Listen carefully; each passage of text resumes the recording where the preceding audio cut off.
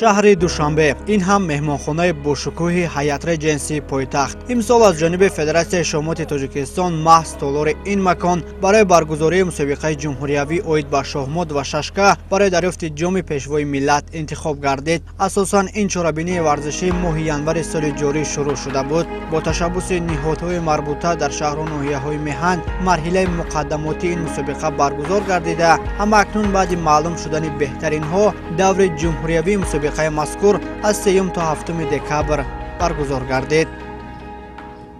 مرحله جمهوریوی با ما اشتراک کرده استادیم. ما فخر میکنیم که مرحله جمهوریوی در ایجاد گراسمستر و استاد ورزشی در درجه بین المللی که ما بازی کرده استادیم. از آن فخر میکنیم که انم خیلی جام پیشوای ملت اشتراک کردگی خود ما هم یک نتیجه خوب است. در عموم در مرحله جمهوریوی این تدبیر ورزشی 150 شахмат باز و ششکه باز در هیئت 8 دسته از ولایت سوغد و ختلان، ولایت مختار کوهستان بدخشان، شهر و ناحیه‌های تابع مرکز و شهر دوشنبه برای به دست آوردن 48 مقام افتخاری میان هم مبارزه ذهنی بردند.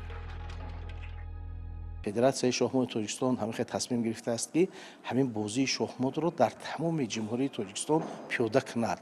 هم در ختلان هم در سوغد و ما در سال پیشایند یعنی سال 2025 همیشه نیت داریم که در هر جای منطقه‌های شهرهای کلان اول از شهرهای کلان سر میگیریم شахмат و ساعت کتی تامین میکنیم مرکزهای شахмат که مثلا شاید بعضی مسابقه کلان در اونجا گذرونیم. برای همین هم خیلی نیت‌های خوب داریم. ما باوری داریم که با دستگیری تشکیلات‌هایی که متصدی هستند در رشته ورزش با کمیته کار با جوان و ورزش نزد حکومت جمهوری، ریاست‌هایی که در منطقه هستند،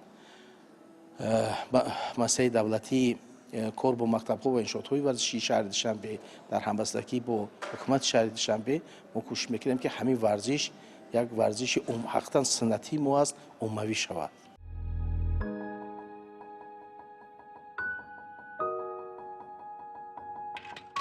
نیروسنجی ها در مسابقه جمهوریوی میان ورزشکاران کسبی و دوستداران شахмат و ششکه در 3 سن و سال، نورسان تا 14 ساله، جوانان از 15 تا 30 ساله و نفران از 30 ساله بالا صورت گرفت. دور به دور اشتراکچیان این مسابقه کوشش می‌نمودند که امتیازهای بیشتر کسب کرده در زینه‌های بالایی موقع بگیرند. باید ابراز داشت که رقابت‌ها از روی سیستم دوری طبق قاعده‌های فدراسیون بین‌المللی شахмат برگزار شده 7 دور ادامه کرد و هر یک شахмат باز بر اساس امتیازهای به دست آورده خویش امکان غالب شدن را صاحب می‌گردید.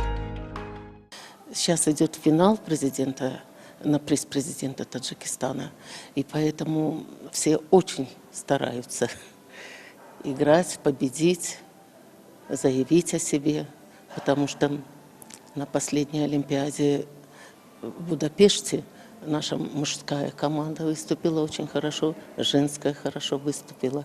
И теперь шахматам уделяется большое внимание. Ну, шахматы развивают интеллект, память, мышление, не требуется язык. Ты играешь и постоянно повышаешь свои ресурсы умственные. Поэтому во многих странах шахматы стали развиваться. И, конечно, наш президент тоже заботиться о том, чтобы шахматы развивались, чтобы люди повышали интеллект. И здесь много не требуется, ни поля специального, ни шахматы поставили на столы, и люди играют. Но шахматы сейчас очень развиты во всех странах. Поэтому все труднее становится выступать на международном уровне, но и требуется очень большая подготовка. سال ششم است که مسابقه جمهوریوی اوید به شахмат و ششکه برای دریافت جام پیشوای ملت برگزار می‌گردد و یکی از دیگرگونی‌های مسابقه امسال در آن بود که فاند عمومی جایزه پولی مسابقه بیشتر شده 200,000 سومانی را تشکیل می‌داد. دستاندرکاران در اساس سپارش پیشوای معظم ملت محترم امام علی رحمان این گونه مسابقه را تشکیل و برگزار نموده هدف دارند که تا مقام و منزلت ورزش‌های ذهنی را نه تنها در شهر دوشنبه بلکه در سراسر میهن باز هم بلند بردارند. واقعا هم در رفت مسابقه بر اعلی احساس می‌گردید که نفران از منطقه‌های دوردست به اینجا آمدند، تیاری خوب دیده از نازکی‌های شахмат و ششکه به خوبی آگاهند.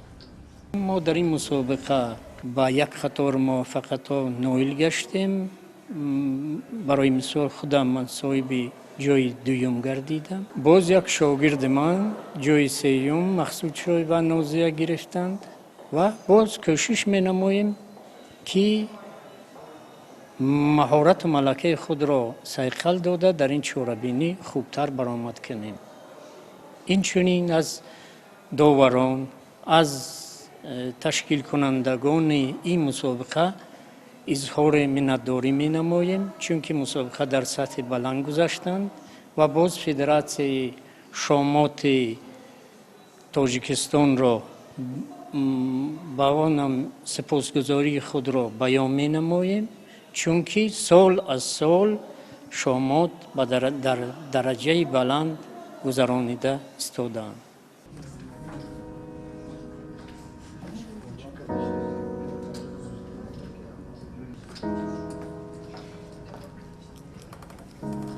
با گذشت سال از سال نفوذ مسابقه جمهوریوی اوید به شهمات و ششکه برای دریافت جام پیشوای ملت بالا رفته، تعداد شرکت کنندگان آن به مراتب بیشتر می‌گردد. طور مسئولین ابراز می‌دارند در سالهای بعدی برای شرکت در این مسابقه از خارج نیز شهمات بازان دعوت خواهند شد.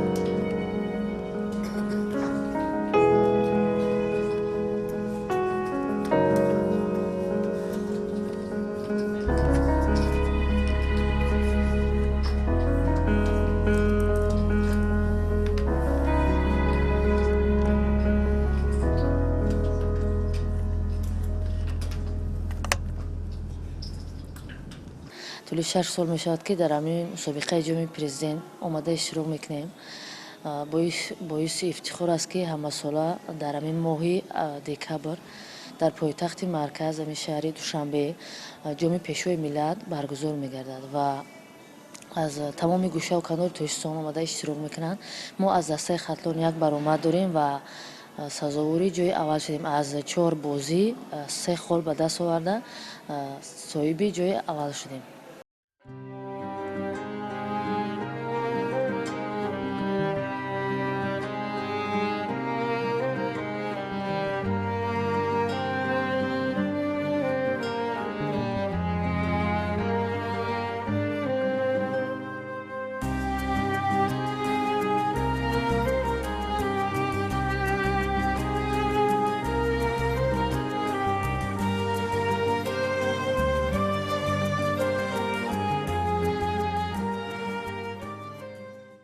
همین طریق بعد 4 روز رقابت‌ها ششمین مسابقه جمهوریوی اوید به شهمات و ششکه برای دریافت جام پیشوای ملت به پایان رسید. با تشکیل یک چهاره‌بینی تنتنوی، غالبان و جایزه‌داران این مسابقه قدرشناسی شدند. در روز جنبست این تدبیر ورزشی، رئیس کمیته کار با جوانان و ورزش نزد حکومت جمهوری تاجیکستان ذوالفقار گل احمدزاده، رئیس فدراسیون شامات تاجیکستان جمشید فیض‌الله زاده، مهمانان و دیگر شخصان رسمی اشتراک نمودند. مسئولین ساحه ورزش میهن ضمن برآمد از توجه و غمخوری‌های پیشوای معظم ملت محترم امام علی رحمان به ساحه ورزش خاصه شهمات و ششکه یادآور شده قید گردید که سال از سال در سراسر کشور ورزش‌های ذهنی رواج و رونق یافته، بهترین های این رشته جهت معرفی تاجیکستان به مسابقه‌های بین المللی سفر برگردیده ایستادند. در مراسم جنبستی چهاره‌بینی نخست به بهترین های رشته ششکه جایزه ها تقدیم گردید. بین پسران تا 14 ساله رمضان عبداللهیف مقام سیوم و علی جان دوستیف زینه دوم را به دست آوردند. برنده زینه یکم انیس شوالیف دانسته شد.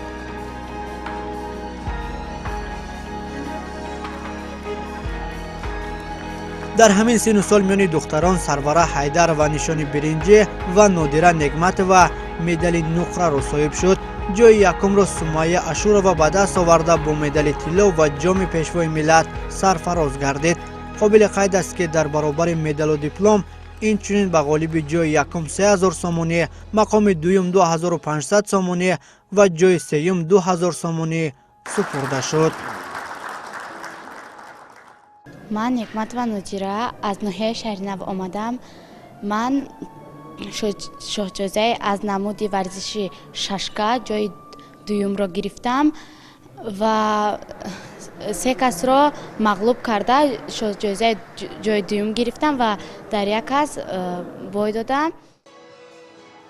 در ادامه مراسم جایزه سپاری به برندگان زینه‌های افتخاری مسابقه جمهوریوی اوید به ششکه بین جوانان از 15 ساله بالا و نفران از 30 ساله بالا هم میان مردان و هم بانوان مدال و دیپلم و مکافات پولی‌ها در فضای تنتنوی تقدیم گردید.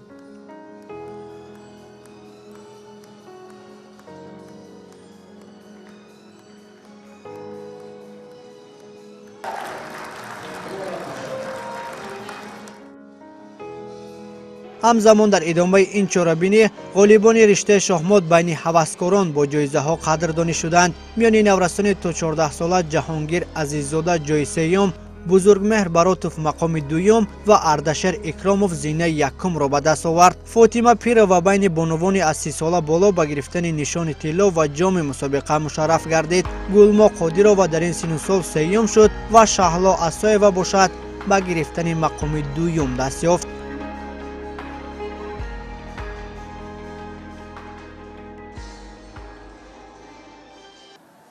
Я, Икромов Ардашер, мне 14 лет, я пришел из Худжанды и занял первое место среди детей до 14 лет. И в дальнейшем я хочу, чтобы также мне везло, и я занимал места не только в республиканских, но и международных турнирах. میان شахмат بازان هوسکار نفران از 30 ساله بالا نیز از مد نظر کمیته تدارکات دور نماندند. غالب و جایزه‌داران این سن و سال نیز هم میان بانوان و هم مردان با تحفه‌های ارزشمند سرفراز گردیدند.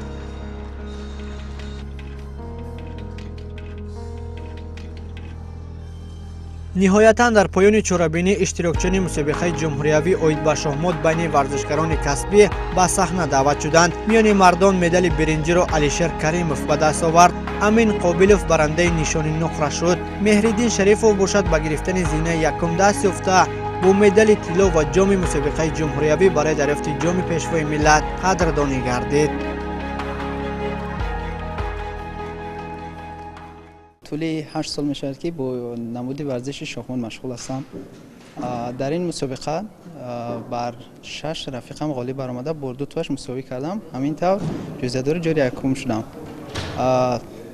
میانه‌داری خود را به اساسگذار صلح و وحدت ملی پیشوای ملت پرزیدنت جمهوری تاجیکستان محترم امام علی رحمان و با فدراسیون شахмат تاجیکستان میرسونم که برای ما چنین مسابقه های درجه بلند تشکیل می نمایند.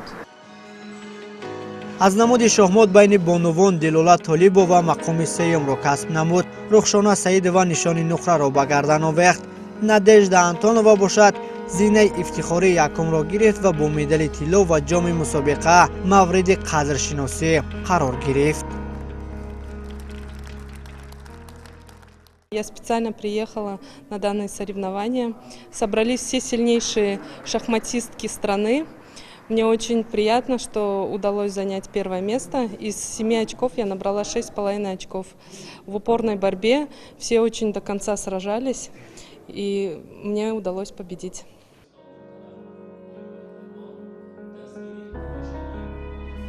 با استثنای غالبان و جایزه‌داران رشته شахмат میان ورزشکاران کسبی، اینچنین از جانب کمیته تدارکات 3 زینه افتخاری دیگر تشکیل شده در فضای تنتنوی به آنها مدال و دیپلم و مکافات پولی‌ها سپرده شد. با اطلاع مسئولین از حساب غالبان مسابقه مذکور دسته مکمل تشکیل گردیده در یک سال آینده محض آنها تاجیکستان را در مسابقه‌های سطح بین‌المللی از نمود شахмат و ششکه معرفی خواهند کرد. با گرفتن عکس خاطروی رسما ششمین مسابقه جمهوریوی اوید به شахмат و ششکه برای دریافت جام پیشوای ملت به پایان رسید.